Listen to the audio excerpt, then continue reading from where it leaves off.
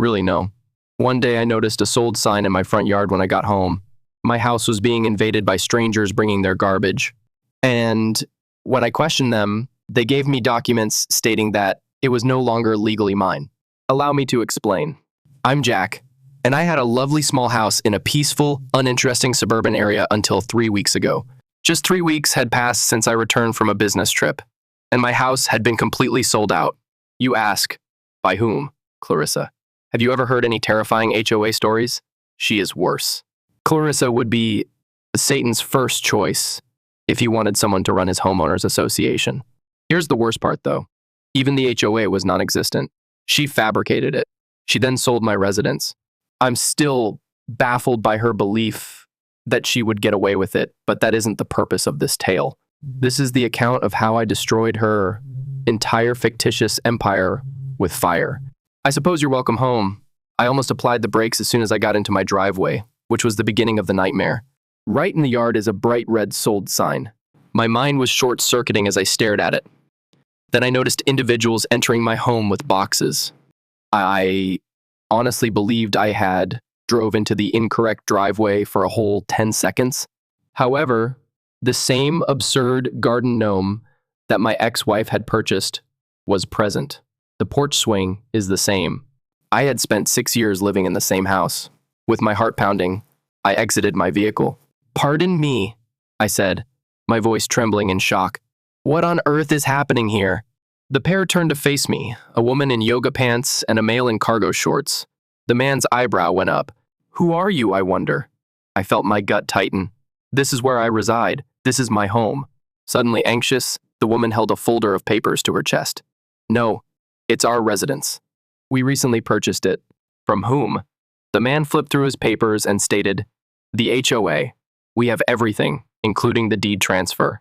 He held out a piece of paper with my address at the top, and I looked at it. However, 2 strangers were placed as the new owners in place of my name.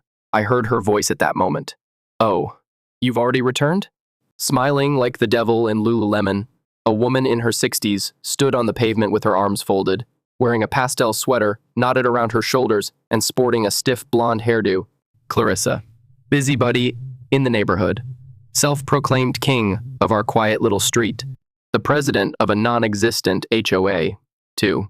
My hands were already balled into fists when I turned. I said slowly, "Clarissa, what did you do?" She laughed. "After your prolonged absence, the Homeowners Association declared your property abandoned. Prolonged, not present. 3 weeks had passed since I left.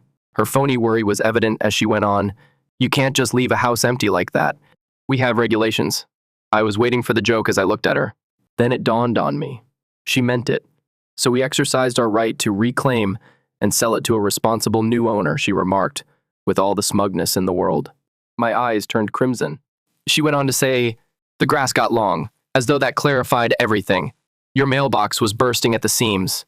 Blatant indications of neglect.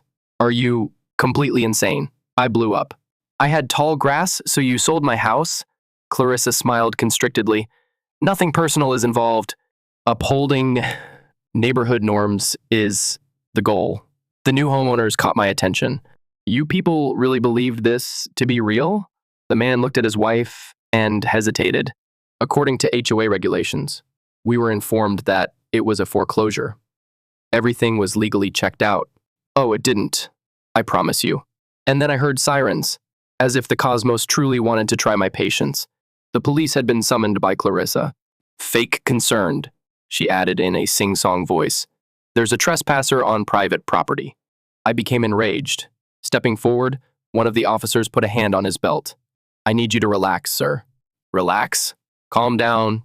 Down. My house was just taken by these crazy people," I yelled. The cop let out a sigh. "It appears that this is a civil case. You will have to go to court if you have an issue." That was the end of it. Something inside of me suddenly exploded at that point. This wasn't something I was just going to battle. I intended to terminate Clarissa.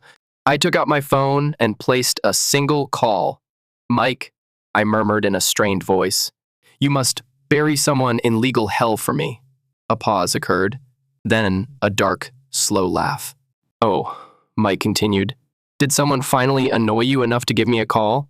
Clarissa and I looked at each other, and her smirk eventually broke. "Oh yeah," I replied, "and I wish to destroy them." Clarissa's expression wavered. She didn't know Mike's identity. She was going to learn, though. Since Mike was more than just a lawyer, he was a monster of litigation. Clarissa, too? She was choking already. Have you ever witnessed someone recognize in the moment that they have just committed the greatest error of their life? Because as I hung up the phone with Mike, I saw precisely that. Clarissa's tight little smirk was still there, but now, her gaze flitted about, searching for a way out, for a means to turn this around. She believed she had everything she needed, including the fictitious HOA, the documents that appeared to be legal, and police officers who were only looking at the paperwork. But what did she lack? Was I toppling over? She didn't have Mike either. Oh, and she was going to meet Mike soon. First, turn it up loud. You see, Clarissa had spent years working in the background. No one ever pushed back strongly enough, so she got away with her crap. So what did I do first? I caused a stir. Officer, you know what? I spoke far too loudly. You're correct.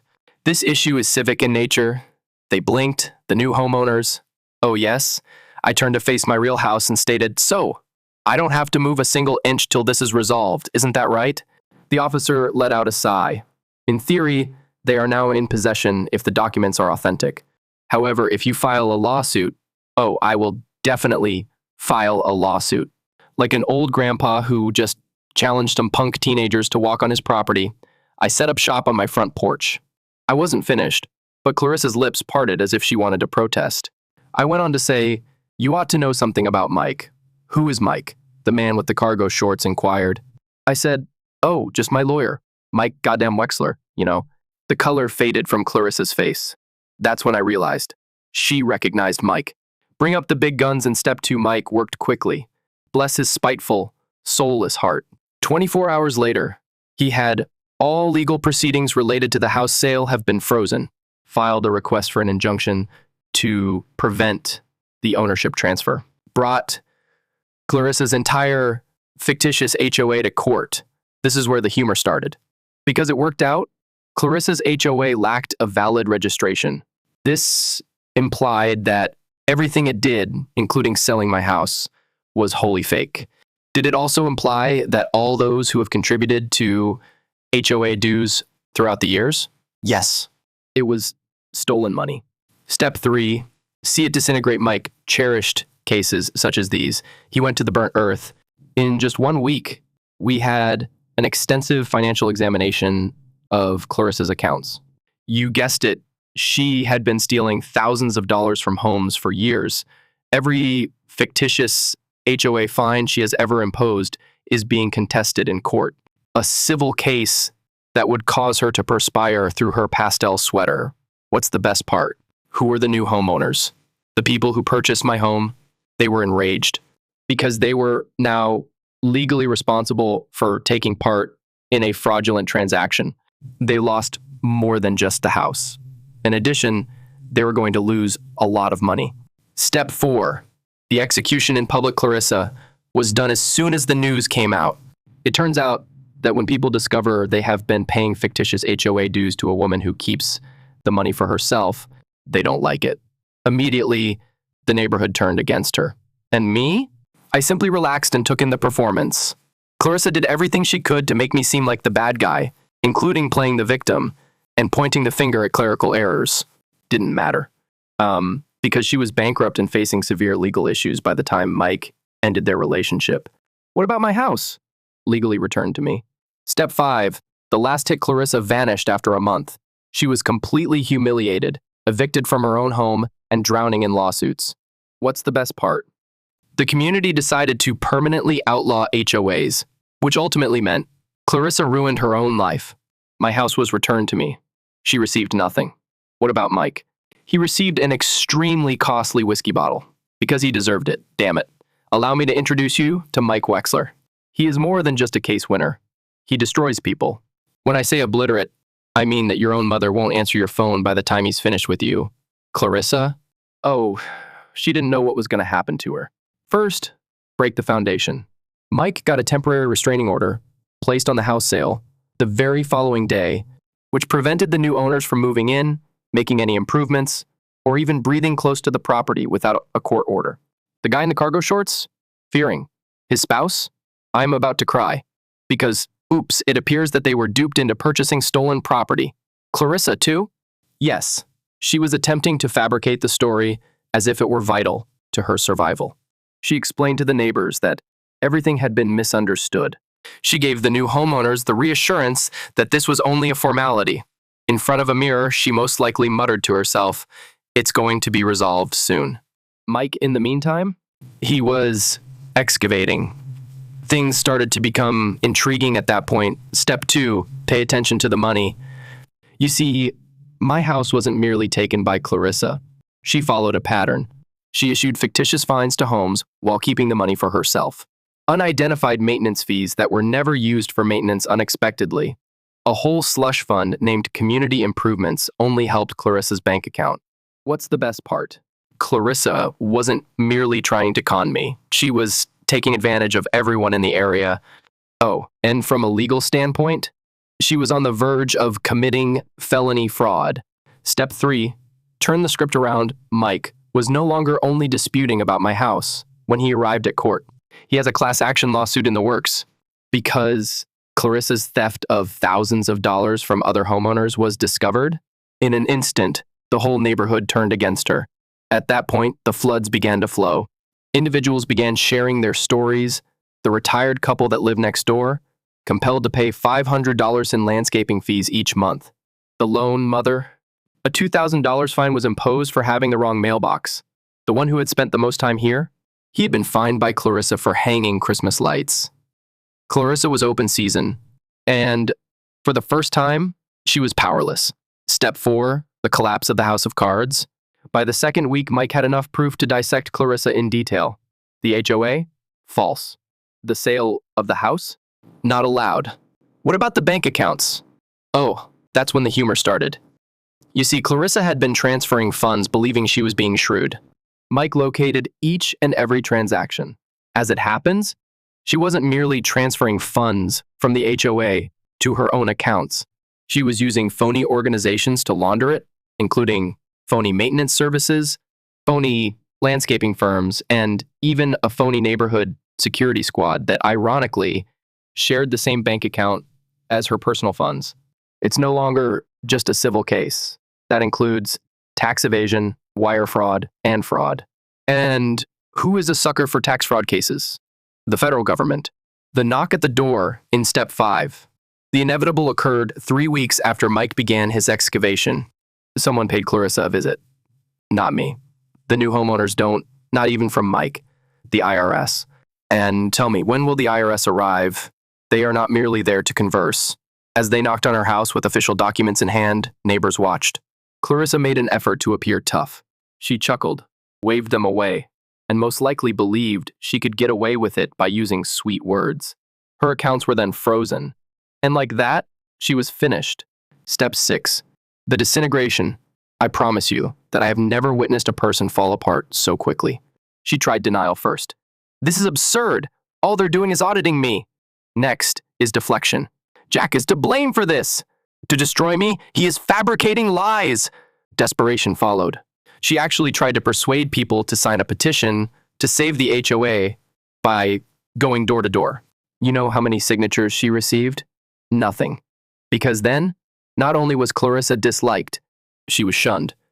And when it was eventually announced that she was under fraud investigation, she vanished. Disappeared overnight.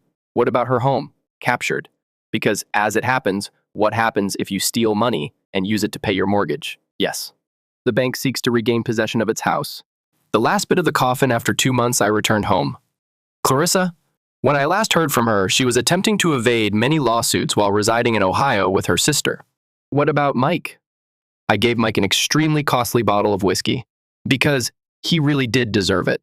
Even though Clarissa had left town, her difficulties remained. Her home? Captured. Her cash reserves? Frozen. Her standing? Destroyed. Furthermore, the IRS had not yet finished with her. You see, the judicial system was catching up while she was away in Ohio attempting to recast herself as some wronged woman. What do you know, too? It turns out that deception doesn't go away when you flee. Mike's receipts are really helpful. By the time we were done, Clarissa was being officially investigated for tax fraud, had numerous lawsuits pending, and her credit was completely destroyed. And the fictitious HOA funds she pilfered? The government desired its return. When the walls close in, what does a trapped scammer do? They get careless. Step 2. The final hopeless bet suddenly. One day, I receive a call. Can you guess who it is? Clarissa. Curiosity overcame me, and I nearly didn't respond. Jack, she began in a beautiful, phony voice. I believe we ought to speak. It nearly made me chuckle. How about, are you returning my house to me? Because you already lost, wait a minute. A long pause ensued. Then she made a crazy statement.